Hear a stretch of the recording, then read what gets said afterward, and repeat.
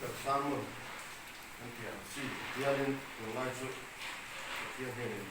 là sáng luôn rồi đến tới mình chơi để mấy à sau đó sẽ lên cho tất cả giáo viên thì mấy ông phụ huynh nào thế phụ huynh của ta lên khám thế mình xin in cái chuyện là mai buổi sáng các thế thì các con là suốt không ạ sẽ tôi sẽ tắm tắt cái phụ huynh nào có hắn tắm mai buổi sáng là sẽ hay lạc rồi cái tắm đấy mấy này mà sẽ thế anh là xong rồi là phụ huynh akan membuat usul Patian mi tihi Patian mi teh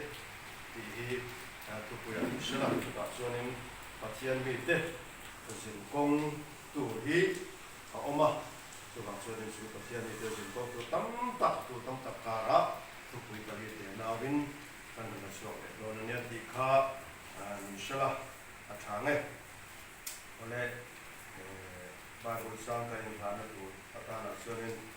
kronika pahina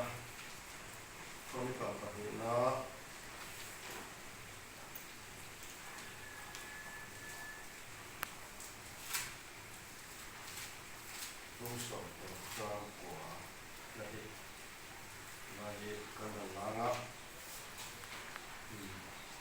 alamariru diktak putu tetsunga atsak sia tilang turing sunga lalpa mitsu aleng roi chinani athak takin thil iti ani hi tuna sina sonin lo ine leng to ang atia atutia leng kan sia tala kan ta na thari mal ni so se amen ole tsa sonin patian mi kan ti hi christian den kong hi chu du than fel na ram ani a asan su patian tu chuanin kan nuna abai sei em le ring tu te nuna adu chu ama ne na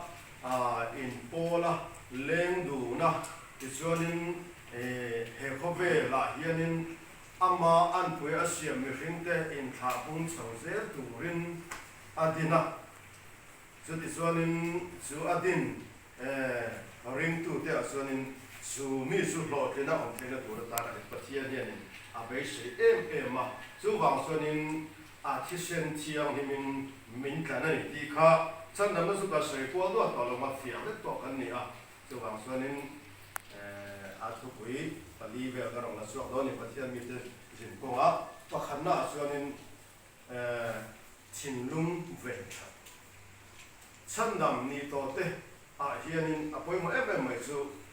chinlung ve apoi mo em mai